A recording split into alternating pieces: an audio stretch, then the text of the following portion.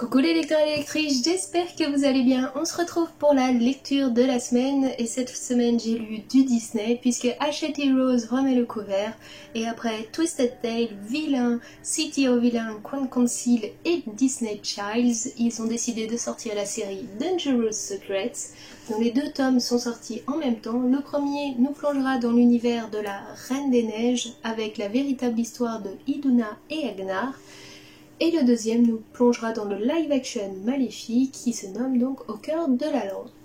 Je vais commencer par vous présenter donc la véritable histoire de Iduna et Agnar écrite par Mari Monkunzi aux éditions Hachette Heroes. Le bouquin fait donc 360 pages environ. Et voici pour le visuel de la couverture.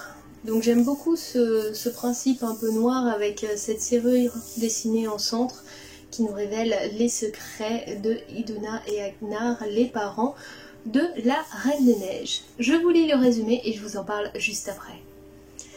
Iduna, 16 ans, cache un lourd secret. En apparence, elle est une Arendelienne comme les autres, inventive et meilleure amie du prince Agnar.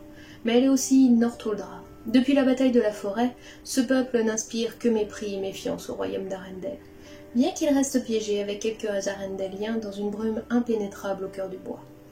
Iduna ignore pourquoi cette brume est apparue.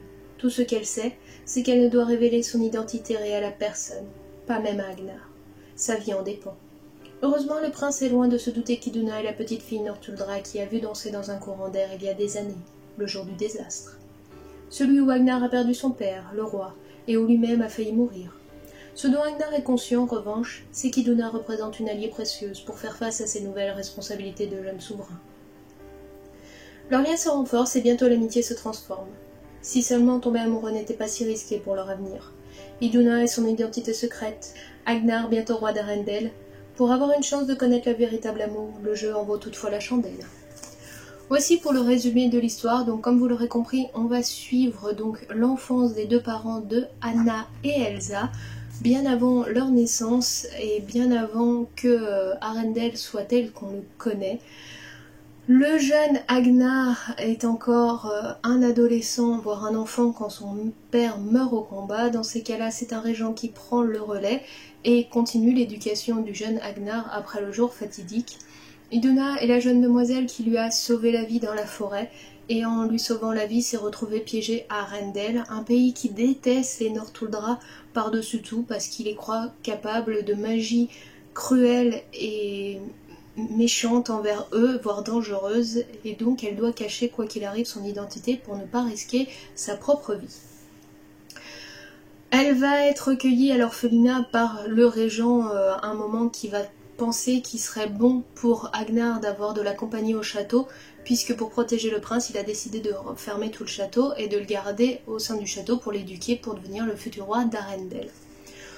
On va suivre donc l'histoire entre nos deux personnages sans aucun problème. Vous connaissez, si vous avez vu La Reine des Neiges 1 ou 2, l'histoire complète, il n'y a pas de grande surprise. Ça sera peut-être le petit problème de ce roman-là, c'est que si vous aimez les révélations et les grandes surprises, là, pas de grands secrets, pas de grandes choses. On est au courant de tout, quoi qu'il arrive, on sait déjà ce qui va se passer, ce qui leur est arrivé, et pourquoi, etc.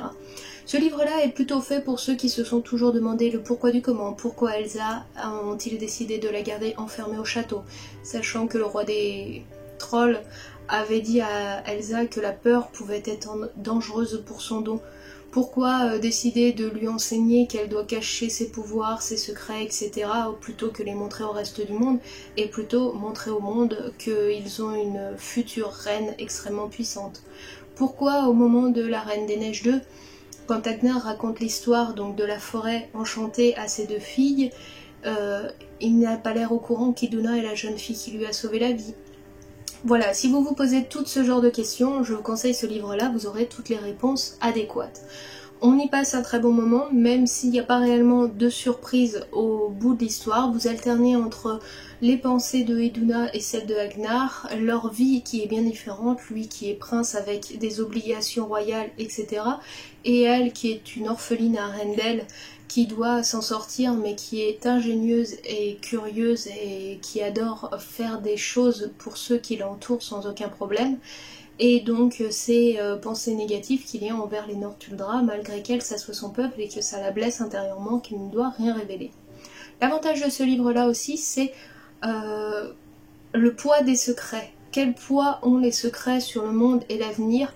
Et des fois, vaut-il mieux faire le choix de révéler ses secrets, quitte à perdre tout ce qu'on a, pour protéger ceux qu'on aime, ou garder les secrets bien enfouis en fond de soi, quitte à risquer des choses auxquelles on ne s'attendait pas pour protéger ceux qu'on aime.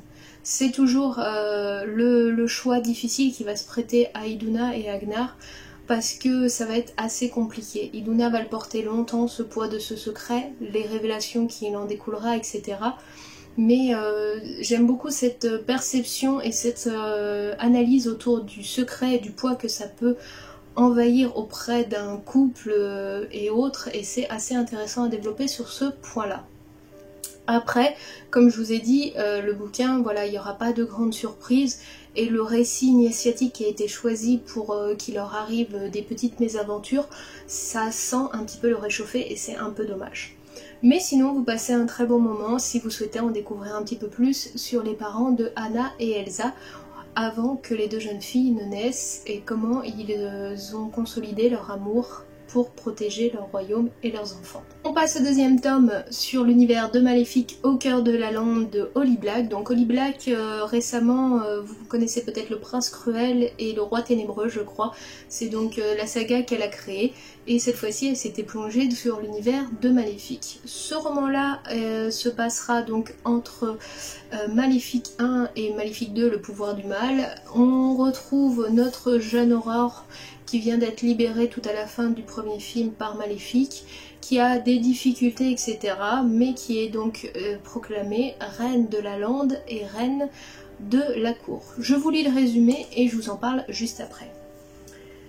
Gouverner est une tâche ardue. Pour Aurore, qui règne sous le poids de deux couronnes, celle de Perste Forest et celle de la Lande, l'équilibre est difficile à trouver. La reine est déterminée à rassembler humains et créatures féeriques grâce à un traité de paix.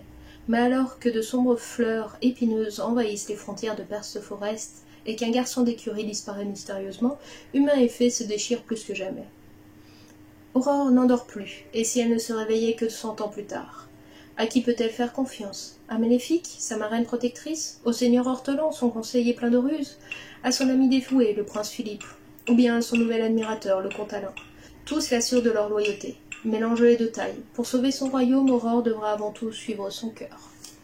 Voici donc pour le résumé de l'histoire, alors que le premier tome appuyait vraiment sur le côté secret et le poids des secrets qui puissent avoir de l'importance au sein de sa famille, d'un royaume ou autre. Ici, on va vraiment avoir une suite à l'histoire assez logique, bien que des secrets existent entre Aurore, Maléfique, Philippe et Ortolan et Alain qui entourent Aurore. Dans l'ensemble, le secret est plus est délié au fur et à mesure et ne sent pas peser un poids bien important, sauf s'il y a des enjeux assez importants dans l'histoire. On va suivre, comme je vous l'ai dit, une suite logique.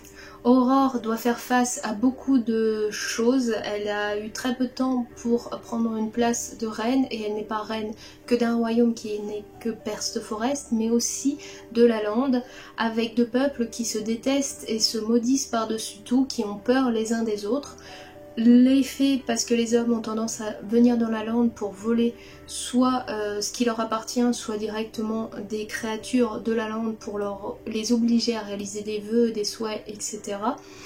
Et les humains, parce qu'ils ont peur des créatures de la lande qui peuvent leur jeter des sorts, les transformer, ou voire même les tuer sans aucune raison, ou enlever leurs enfants. Aurore va devoir faire face à ça, plus tous les enjeux de la cour qu'elle ne connaît pas et les enjeux politiques surtout. Elle va avoir affaire à ses côtés au conseiller Ortolan qui a tenu ce rôle-là déjà auprès de son père, à savoir qu'Aurore n'est pas du tout le roi Stéphane, au contraire, elle veut unir ces deux royaumes et non les diviser comme pouvait faire Stéphane. Et Ortolan, lui, rêve de garder la prise de pouvoir qu'il avait avant à l'acquisition du trône par Stéphane. Et donc, un jeu de pouvoir va se faire entre eux et des ruses et des machinations vont se construire contre Aurore pour que le pouvoir soit gardé entre certaines mains. On va suivre l'histoire au fur et à mesure. Maléfique qui, comme d'habitude, souhaite protéger Aurore envers et contre tous et va connaître des hauts et des bas aussi et des difficultés avec la jeune fille. Réellement, donc ce livre fait 250 pages très rapidement, j'y ai passé un excellent moment. C'est très simple dans son récit, mais vous laissez guider par la lecture sans aucun problème. Je pourrais pas dire que vous avez des révélations folles, puisque comme d'habitude c'est un roman qui se trouve coincé entre deux films, donc on a eu des révélations sur certaines choses et il y a des passages où on s'y attend un petit peu, mais j'ai vraiment apprécié l'écriture et la façon dont a développé Holly Blacks cet petit univers interlude entre les deux moments, et surtout la vision qu'on a de Aurore qui a l'air toujours assez jeune et naïve, et qui pourtant on perçoit mieux à travers ce livre-là qu'elle fait son possible. Et elle utilise tout ce qui est en son pouvoir pour simplement rétablir la paix et avoir un royaume uni, puisqu'elle a autant confiance aux fées et en sa marraine maléfique que aux êtres humains qui l'entourent, qui peuvent être de bons et loyaux sujets, même si certains essayent de tirer la couverture pour eux. Donc si vous avez vraiment apprécié le live action Maléfique, que ce soit le 1 ou le 2, je vous conseille vraiment de lire ces romans-là. Là on sera plus, alors que sur le premier on avait l'amour et le poids du secret, là on sera vraiment plus sur l'amour, toute personne confondue, et ce que ça peut apporter de bon de faire confiance des fois à des personnes auxquelles on ne s'y attendait pas. Bref, voici donc pour le résumé et l'histoire de cette nouvelle série Dangerous Secret. Je sais pas ce que donnera la suite. Pour le moment, vous voyez, je suis assez mitigée, même si j'ai eu des révélations assez intéressantes sur ce roman-là. Je n'ai pas été 100% emballée par son écriture. J'ai adoré celui-ci qui est un interlude entre les deux épisodes des films, donc.